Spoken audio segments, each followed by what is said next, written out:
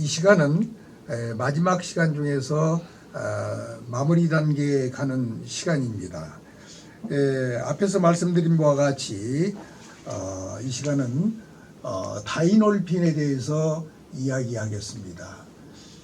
근대 뇌과학자들이 발견한 진통 효과가 있는 신경 전달 물질 중에 가장 놀랄만한 호르몬이 엔돌핀보다도 4,000배 정도 높은 진통 효과를 가진 호르몬을 발견한 것입니다. 많은 사람들이 엔돌핀보다도 어떤 사람은 400배 이상의 진통 효과가 있다, 어떤 사람은 1000배 정도의 효과가 있다 그러는데, 최근에 또 많은 사람들이 4000배 정도의 진통 효과가 있다, 이런 연구가 나오는 것을 보면은 분명히 엔돌핀의 효과보다도 진통 효과가 엄청나게 높은 호르몬이라는 것을 알 수 있습니다. 이 호르몬을 응용해 가지고 많은 사람들은 선진국에서 간단한 수술을 할 때 마취 주사를 맞지 않고 이 수술을 단행을 한 뒤에 치료 효과를 훨씬 높이고 있다고 또 의학 정보로 알려주고 있는 사람들도 있습니다. 특히 우리나라에서는 미국에서 온 어느 종교 선교사가 한국에 와서 강의를 하면서 이 다이놀핀을 다이돌핀이라고 칭하면서 강의를 한 것이 문제가 돼서 바로 이것을 인용해 가지고 많은 사람들이 이 다이놀핀을 다이돌핀이라고 강의를 하는 과정에 이게 인터넷에도 다이돌핀으로 이렇게 떠 있습니다. 그래서 나는 그 뇌과학을 공부하는 과정에서 어느 세계적인 뇌과학자의 논문에서 다이돌핀이라는 것을 찾아볼 수가 없고 다이놀핀이라는 그 용어를 찾게 되었습니다.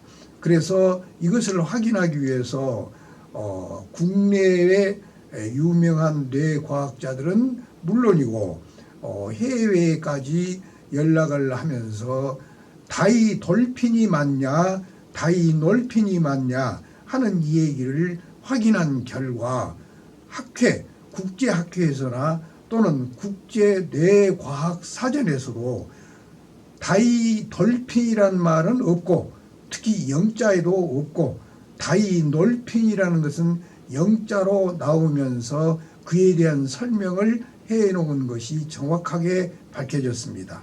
그래서 나는 제가 쓴 졸작에 바로 다이놀핀이라고 이 내용을 밝히면서 써놓았습니다.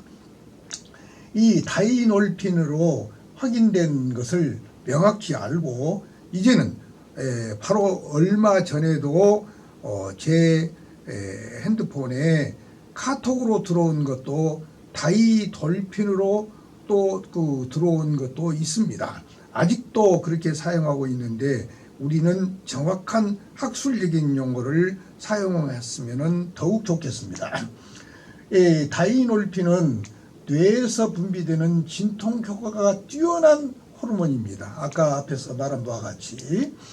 그래서 다이놀핀은 감동적인 노래, 특히 음악을 들을 때 너무나도 감동적이어서 그 음악에 빠져들 정도의 어떤 감동을 느꼈을 때 이 다이놀핀이 분비된다고 합니다. 특히 감동적인 일이 있을 때 감동의 정도에 따라서 뇌 속에서 생성되는 양이 다르다는 것입니다.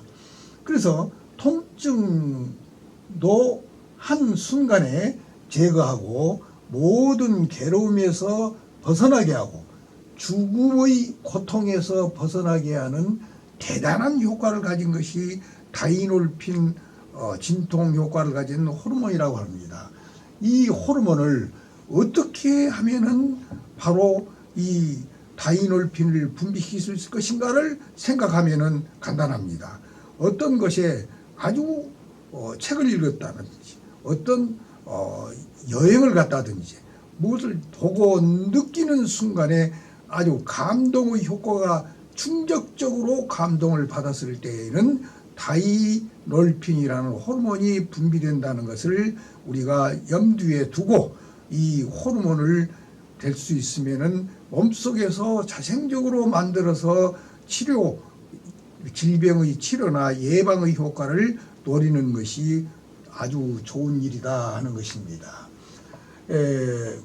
어떤 형태의 암도 치유할 수 있는 기적적인 효능을 가졌다는 것이 이 다이놀핀의 영향이라는 것입니다. 그래서 이 호르몬 분비를 촉진시켜서 기적적으로 암을 치유했다 하는 사람들은 이 다이놀핀의 응용 효과라고 말할 수 있다고 뇌과학자들은 얘기하고 있습니다.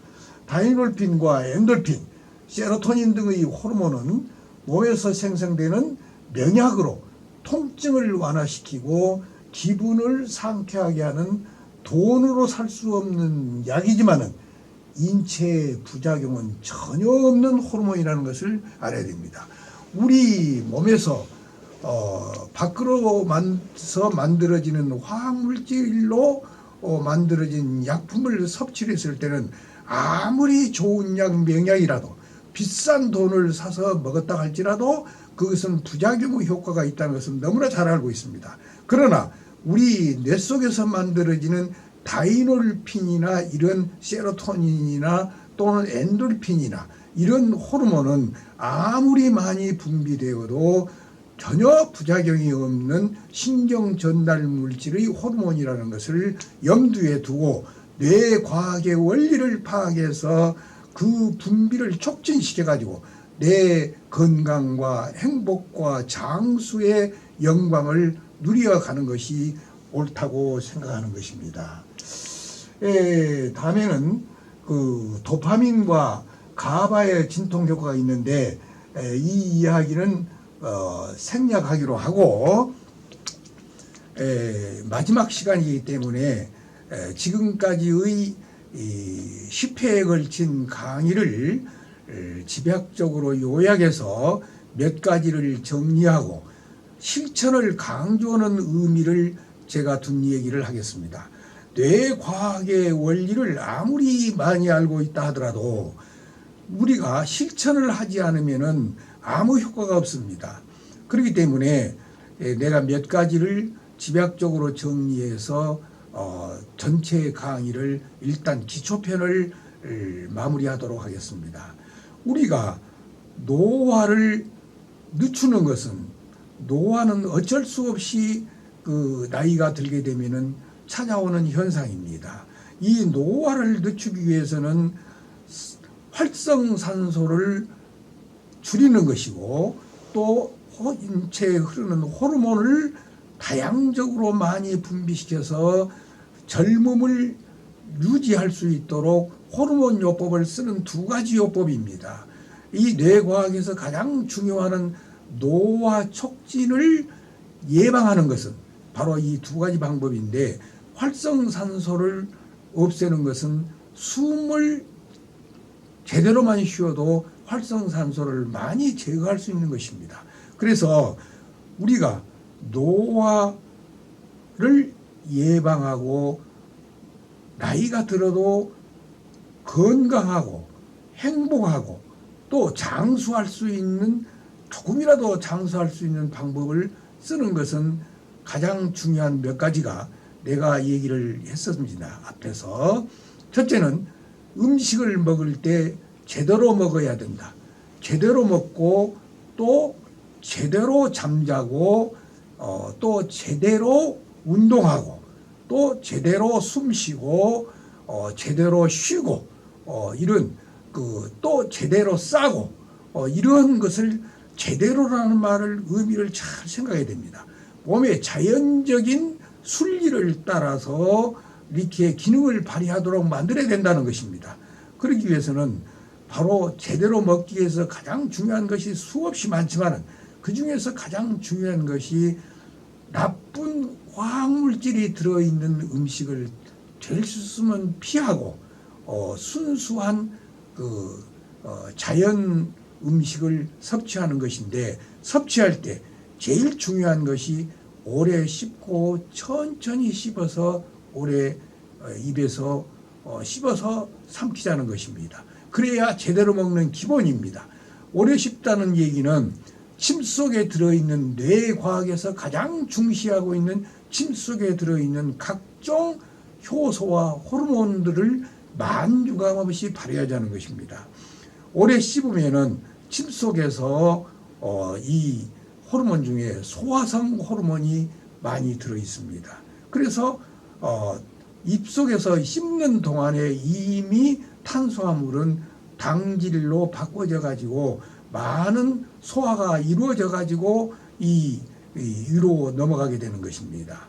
그래서 소화성 호르몬을 효소를 많이 이용을 하자. 다음에는 더 중요한 것이 무엇이냐? 침 속에서는 독성을 해소시킬 수 있는 호르몬이 들어있다는 것입니다.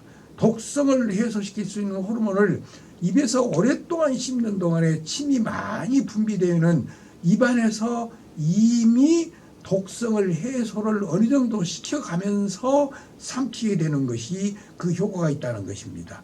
또 오래 씹으면은 뇌의 연동작용을 해서 뇌의 인지 기능을 유지시켜 가지고 치매의 효과를 예방할 수 있다는 것입니다. 치매 예방 효과가 있다는 것이 바로 오래 씹는 일입니다. 이 저작 활동은 우리 몸에서 가장 중요한 일입니다. 다음에는 뇌 속에 이 독성 물질을 제거할 수 있는 아주 유용한 호르몬이 들어있는 것입니다. 일본 유명한 뇌과학자가 침을 뱉어놓고 독성 물질을 거기다가 넣어 봤는데 이 독성 물질이 상당히 제거되었다는 연구 결과가 어떤 경우에는 80% 이상 또 완전히 제거되는 독성 물질까지도 제거됐다는 것입니다.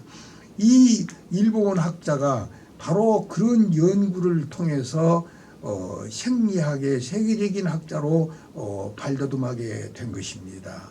이와 같이 우리 몸의 침 속에는 많은 호르몬이 여러 가지 유형의 호르몬과 효소가 들어있기 때문에 그 침 속에 들어있는 것을 만유감 없이 응용하기 위해서는 오래 씹어서, 그래서 저는 기본적으로 노인의 경우는 여유 있게 마음을 편안하게 먹으면서 즐거운 마음으로 여유 있게 씹어서, 씹을 때 어떤 것은 50번 이상, 어떤 것은 70번 이상 이렇게 씹어서 노인의 경우는 서서히 먹게 되면 아까 얘기했던 많은 독성 물질까지 소화 기능까지 모든 것이 침 속에서 해결을 이루기 때문에 아주 건강, 장수, 행복에 영향을 준다는 것입니다. 그래서 오랫동안 많은 사람들이 오래 씹어서 천천히 먹으라는 이유를 알고 오래 씹어서 제대로 먹는 것이 중요한 내용입니다. 다음에는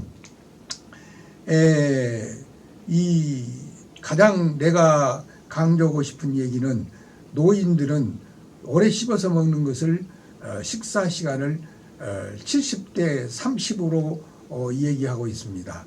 다른 의사 선생님들도 뭐 50대 30, 30대 30인데 30번 씹어가지고는 아까 제가 얘기했던 그 효과는 충분히 이루기가 어렵다는 것을 내가 체험을 통해서 많이 느꼈습니다.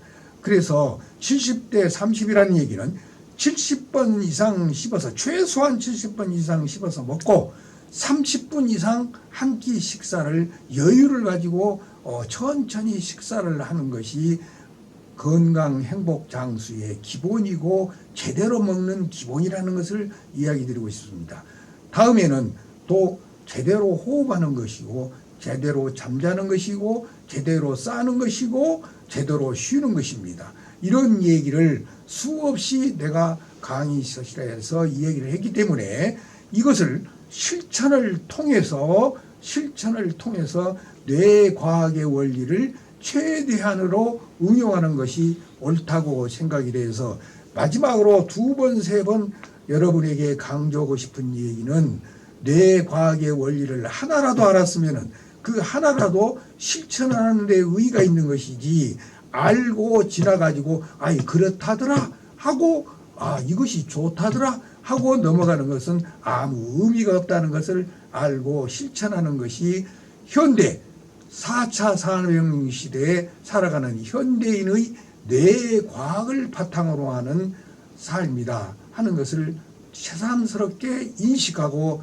살아가면 더욱 건강하리라고 믿습니다. 다음 강의는 혹 그런 기회가 주어진다고 하면 강론으로 들어가서 젊은 뇌를 형성하는 방법, 다음에는 긍정적인 뇌를 형성하는 방법, 습관, 모든 질병의 원인인 습관을 고쳐가지고 습관을 완전히 바꿔가는 신경회로를 어떻게 만들 것인가 해서 병의 원인이 되는 내용을 우리가 알고 대처하자는 뜻에서 이야기를 할 기회가 있었으면 좋겠습니다. 여러분 감사합니다. 안녕히 계십시오.